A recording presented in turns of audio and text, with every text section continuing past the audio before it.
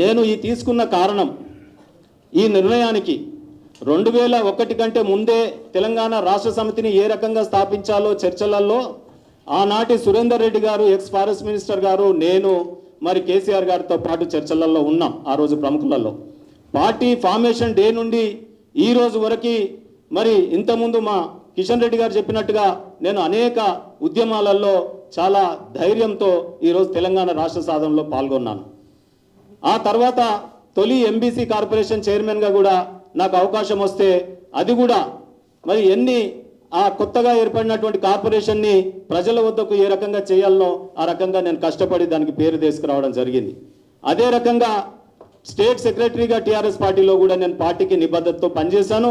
ఈరోజు అనేక నియోజకవర్గాల్లో, అది ములుగు కావచ్చు, భువనగిరి కావచ్చు, జూబ్లీహిల్స్ కావచ్చు, ఇలా హైదరాబాద్ చుట్టుపక్కల ఉన్న అనేక నియోజకవర్గాల్లో ఎన్నికలలో కూడా నేను ఇన్ఛార్జ్గా పనిచేయడం జరిగింది. ఈరోజు నాతో పాటు ఉప్పల్ నుండి మరి జూబ్లీహిల్స్ నియోజకవర్గం నుండి మరి ముఖ్య నాయకులు రావడం జరిగింది. దీనికి అంతటికీ కూడా కారణం ఏంటంటే ఈరోజు మాకు ఉద్యమకారులకు ఈ రాష్ట్రంలోని బీసీ నాయకులకు ఒక ధర్మ సంకటం. అది ఏంటి అంటే కేసీఆర్ గారు తీసుకున్నటువంటి నిర్ణయం. ఈరోజు ఒక ఉద్యమకారుడు ఈటెల రాజేందర్ గారు, ఒక బీసీల యొక్క బడుగు బలహీన వర్గాల కృషి చేసే నాయకుడు ఈటెల రాజేందర్ గారు ఒకవైపు, బూర నర్సేగౌడ్ గారు బీసీ నాయకుడు, ఉద్యమకారుడు, తెలంగాణ రాష్ట్ర సాధనలో ఉన్నత విద్యావంతుడు ఒకవైపు, మరీ ముఖ్యంగా తెలంగాణ రాష్ట్ర ఉద్యమకారులైనటువంటి ఉదాహరణకి సీతారాం నాయక్ కావచ్చు, మా కిషన్ రెడ్డి గారు పోయి ఆహ్వానించి వారికి ఉన్న విలువని చూడండి. ఒక ఉద్యమకారుడు, ఒక ప్రొఫెసర్ యొక్క విలువని ఈ తెలంగాణ రాష్ట్ర నాయకుడు మరి కిషన్ రెడ్డి గారు గుర్తించి ఇవాళ అదే రకంగా మరి కొండా విశ్వేశ్వర రెడ్డి కావచ్చు, ఈ రకంగా తెలంగాణ మా ఈటెల రాజేందర్ అన్న గారు మరి అదే రకంగా ఈరోజు అనేక మందిని వెళ్ళి ఉద్యమకారులని తీసుకొని మేము ఈరోజు ఈ పార్టీ బీజేపీ ద్వారా మరి రావడం జరిగింది. అభ్యర్థులుగా ప్రజల దగ్గరికి పంపించడం జరిగింది. అంటే బీజేపీ పార్టీ ఎన్నుకుని ప్రజల వద్దకు ప్రజల ఆశీర్వాదాన్ని పంపించే నాయకత్వాలను మీరు చూడండి. ఎటువంటి నాయకుల్ని కనుగొన్నారు? ఏ పేరుతోనైతే ఈరోజు పబ్బం గడుపుకున్నామో, తెలంగాణ రాష్ట్ర సమితిని పెట్టినామో, ఏ పేరుతో బలహీన వర్గాలు తెలంగాణ రాష్ట్రంలో ప్రగతిని సాధించాలనుకున్నారో ఆ వర్గాలకు ప్రాతినిధ్యం లేకుండా చేసి, పైగా వారిని పార్టీలో నుండి పంపించి, వారిని మళ్ళీ వారి మీద ఎటువంటి నాయకులని మనం ఈరోజు మరి ఎన్నుకున్నదో తెలంగాణ రాష్ట్ర సమితి, దానికి నేను బాధపడి ఈరోజు ఈ నిర్ణయానికి రావడం జరిగింది. ఇది నా బాధ్యత. తెలంగాణ రాష్ట్ర పోరాటంలో పాల్గొన్నటువంటి నాయకులు, ఇవాళ బీసీల నాయకులు ఇవాళ మా కాన్స్టిట్యున్సీలో మల్కాజ్గిరి, భువనగిరి నియోజకవర్గాల్లో పోటీ చేస్తున్నప్పుడు నేను వారికి మద్దతు పలికి వారిని గెలిపించుకోవాల్సినటువంటి అవసరం, నైతిక బాధ్యత నా మీద ఉంది. కాబట్టి నేను ఈ నిర్ణయానికి రావడం జరిగింది. ముఖ్యంగా మీకు చెప్పాల్సింది, ఈరోజు ఎవరండి ఈ దేశ రాజకీయాలలో ఒక ముఖ్యమంత్రి పదవిని తెలంగాణ రాష్ట్రంలో 75 ఏళ్ల తర్వాత బీసీ ముఖ్యమంత్రిని చేస్తామని ప్రకటించిన ఏకైక పార్టీ బీజేపీ పార్టీ. మనం అనుకోవచ్చు ఇది ప్రకటననే కాదు, ఆచరించి కూడా చూపిస్తూ ఉండే వివిధ రాష్ట్రాలలో. మన రాష్ట్రం నుండే ఇవాళ లక్ష్మణ్ గారిని మరి కేంద్రానికి పంపడం జరిగింది పార్లమెంటరీ కమిటీ ద్వారా.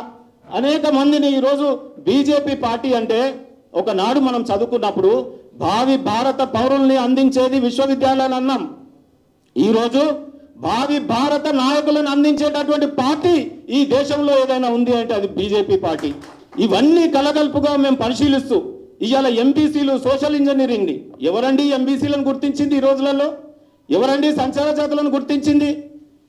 మేము అన్నాం సంచార జాతులు ఈ దేశంలో కానీ రాష్ట్రంలో కానీ ఎందుకు ఉండాలి?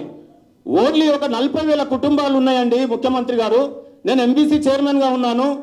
ఈ డబుల్ బెడ్రూమ్ హౌజులు ఏదైతే ఉన్నాయో అది మొదటి ప్రాతిపదికగా సంచార జాతులకు ఇల్లు 40,000 కట్టించినట్టు అయితే ఆ సంచార జాతి అనే డెఫినేషనే ఆ కులాలకు పోతుంది కదా. ఆ నిమ్న భావంతో ఎందుకు బ్రతకాలి? ఈ 40,000 ఇళ్ళు ఏవైతే కట్టిస్తున్నామో మొదటి దశలో ఈ ఎంబీసీలకు ఇవ్వాలని చెప్పి నేను అడగడం జరిగింది. ఎన్నో నివేదికలు కూడా ఇవ్వడం జరిగింది. కానీ మరి అటువంటి ముందుకు తెలంగాణ రాష్ట్ర ప్రభుత్వం రాలే. అందుకే బీజేపీ చేస్తున్నటువంటి బీసీ, ఎంబీసీ, సంచార జాతుల్ని అందరినీ కూడా కలగలుపుగా ముందుకు తీసుకుపోతున్నందుకు ధన్యవాదాలు చెప్తూ, నాకు ఇంత చక్కటి అవకాశం మరి కల్పించినందుకు, గతంలో అన్న యువకుడిగా, నేను యువకుడిగా ఉన్నప్పుడు కిషన్ అన్న అంటే మేము అన్ని పోరాటాలకు వారితో పాటు కలిసి పనిచేశాము.